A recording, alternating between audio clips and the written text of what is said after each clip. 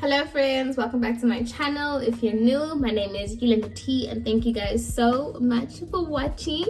If y'all want to see how I created this look, super simple, takes you a maximum of like 15 minutes to create, stay tuned to this video. This is a very simple on the go night out, you know, we gotta get ready super quick, and I want to show you guys how I did it and enjoy the little chit chatter that we had going on. So yeah, let's get right into it. I just want to do like a really quick super natural face because I want to go downtown and I want to go to this really cute place that I know, and really honestly just get dessert. I'm not looking for much else other than just dessert. So I want to do my skincare now. This is a very fresh face. I don't have anything on my face right now, but I need something to drink and my lips are dry, so give me 2 seconds. We got my drink. So it is Christmas today. It is the 25th of December and I've had quite a day actually. I really think in this get ready with me, I just wanted to like chat with y'all, and I was like, I might as well just make it an entire thing. So first, I'm gonna start off with the skincare, and I go in with the niacinamide from Good Molecules. I just really wanted to get on here and just kind of have a conversation with y'all, let y'all give you a life update basically. So it is Christmas, the 25th of December today, and I am at a location. I'm at a hotel. I booked myself a hotel downtown in New Orleans, which honestly I think has become a tradition. This is my second time doing this for Christmas and I can't complain. I really can't complain. It's always so much fun, like just being able to get away from, you know, everything that you've been doing the whole year, like where you've been staying, and just doing something different. It's so funny because even when you think, oh yeah, you know, I'm gonna be downtown in New Orleans and I've basically seen everything, it's just a different atmosphere when you're here for like Christmas time. So it's a different experience, and I'm going in with the Ordinary natural moisturizing factors. So it's always gonna be like a different experience. I will say that this year I think I was a little bit more prepared when it comes to what to expect for spending Christmas alone. I think last year, because it was my first time ever spending Christmas alone, I was a little bit more nervous, but this year I was definitely like, okay, we know what's up, we know what's the vibe. And that's kind of what it's the other side of being an international student that I think a lot of people maybe don't talk about, just regardless of like flights and all of that stuff. You know, it's so expensive to try to go back home, so you'd rather just, you know, you do what you have to do. And I know I'm not, then I go in with Black Girl Sunscreen, the best. I know I'm not the only person who's in such a circumstance or such a scenario. So even like today, because I ended up taking a walk downtown, and you know, I was like, there's so many people outside, like what are you all doing? You know, I'm looking at the restaurants and they're open and they're full of people. You know, there's some people who are walking in groups and there's other people who are just walking themselves. So I said, you know what? It's not just me. It's honestly not just me. I'm not the only person who is alone on Christmas or is far away from home on Christmas. There's other people who are in the same scenario. So it helps to just remind yourself, because most times you'll end up feeling like you're in a fishbowl and you're the only person who's experiencing some things. And it's like, no, other people have experienced the same thing and they're fine. So honestly, like even when you wake up on Christmas, you're like sad for 2 minutes and then you're like, oh well, let me put on a show. I've been obsessed with Scandal, Olivia Pope and Fitz. Oh my god, I love Fitz. He's my type. What a man. So now that I have my skincare already and my skin is nice and moisturized, the first thing that I typically do is my eyebrows. All right, so now that my skincare is all done and my skin is nice and, you know, tacky, I go in for my eyebrows, and what I do is, it's either I'm looking at y'all or I'm looking at the mirror. So if I'm not looking here, I'm looking at myself in the mirror, because not having that up close mirror is really hard. But I like to go into my eyebrows, and I use the e.l.f. Instant Brow Lift Pencil. If y'all can hear jazz in the background, it's because I have a fireplace on YouTube that plays jazz, so that's what you're hearing.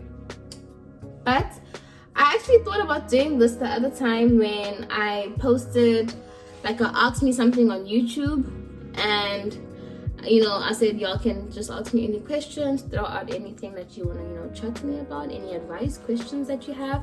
And I got some really good ones, and I never got to answer all of them. Hold on, when I do my eyebrows, I have to like be quiet, so let me just do this really quick. So I just had to do my eyebrows and be quiet, because that is the one thing I cannot do while talking. I can't do it. Someone had asked a question on my story, and they said, what chapter of your life are you in right now, and how would you describe it? And I thought that was a really beautiful question. I shaped my eyebrows using the Maybelline Fit Me. I use the Fit Me to, and what shade am I in? I am in the shade Toffee. I think something happens when you turn 25, because I'm 25. I don't know how to explain it. So honestly speaking, once I turned 25, I really did believe that something happens when you turn 25. For myself, I can definitely say that there was just changes that I saw in myself, and you see yourself maturing. You see yourself growing, because I know for me, I was like, okay, you know, I'm 25 years old. Certain changes and sacrifices that I had to make, especially once I turned 25, because I think it's a year that it kind of starts to define what life is sort of going to look like for you, right? So I know for me, I'm holding myself back because I had always wanted to change, you know, my style. And that was another question that I got, was what influenced your change in style, which I'll get to because I love that question so much. I also jump from topic to topic a lot when I talk, so I hope y'all can keep up with me. But for the longest time, I wanted to change my style.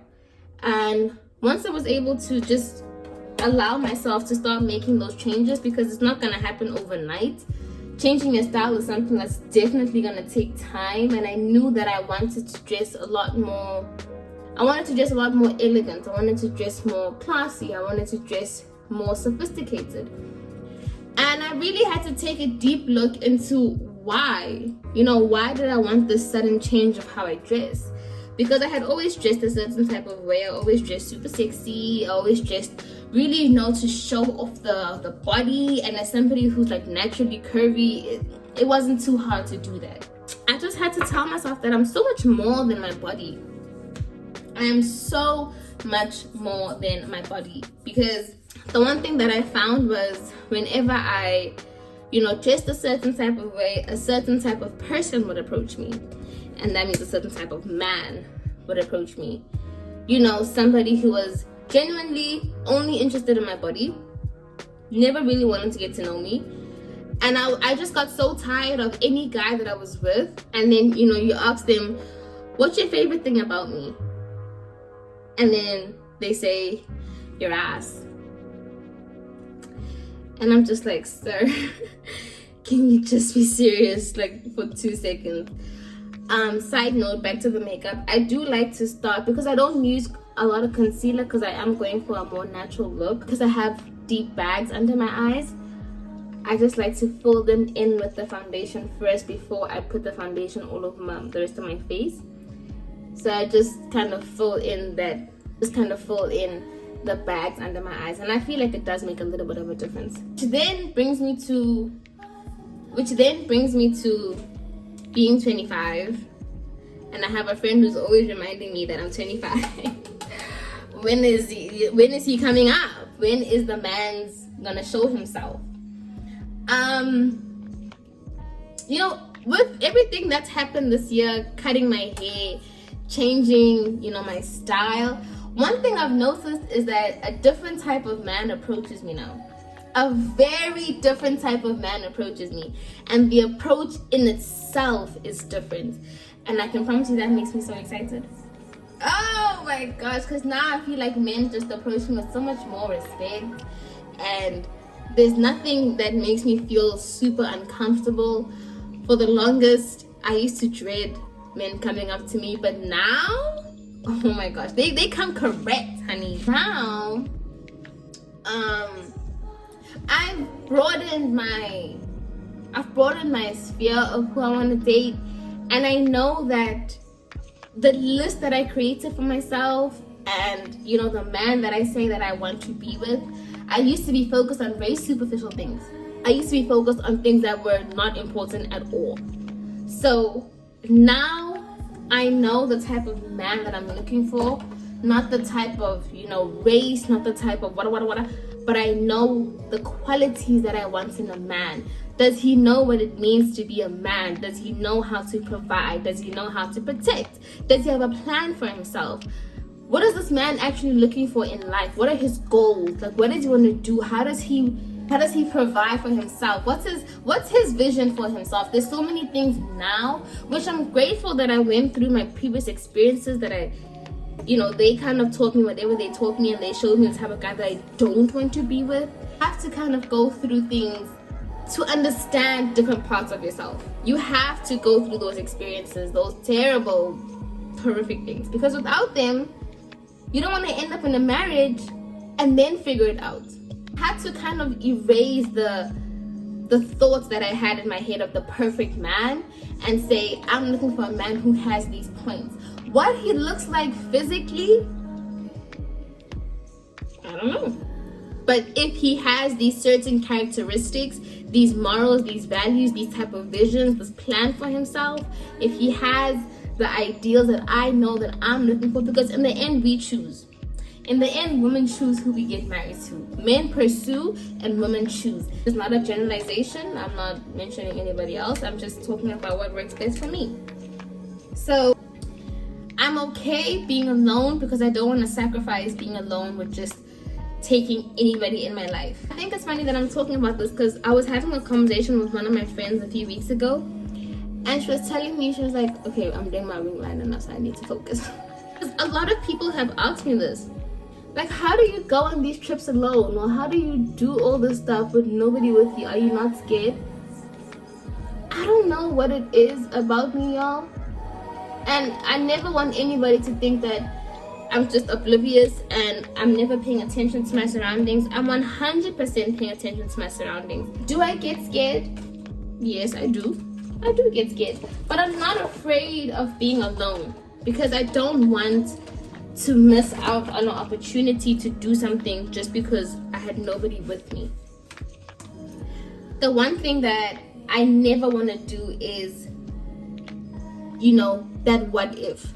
And I know that in life you will sometimes have those what if moments, but I do my best to avoid them at all costs. I've learned how to depend on myself. I've learned how to trust myself. I've learned that you have to always be vigilant of your surroundings. I never post where I am when I'm there. That's just for like the cyber psychos.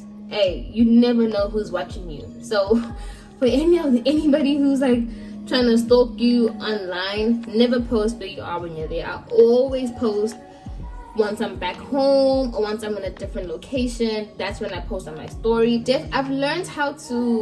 I just had to learn how to rely on myself and just make the most of every moment that I'm in. Make the most of it.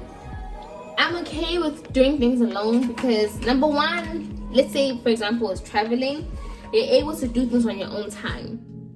Like, nobody's fussing with me to do anything. I'm doing what I want to do when I want to do it. And that's chef's kiss for me. Putting on lashes is always gonna almost end me, like all the time. Honest, I get them from the beauty supply store. They're all like $1.99 and I love them. I don't ask me. I've tried the other brands, but these ones, what brand is this? Grace. Love her. Here's my thing, there's always gonna be dangers in the world. There's always gonna be situations that, you know, can be dangerous, and we never know what the future holds to us. So I just like to make the most of every moment. My liner, and I don't have my sharpener, I want to cry.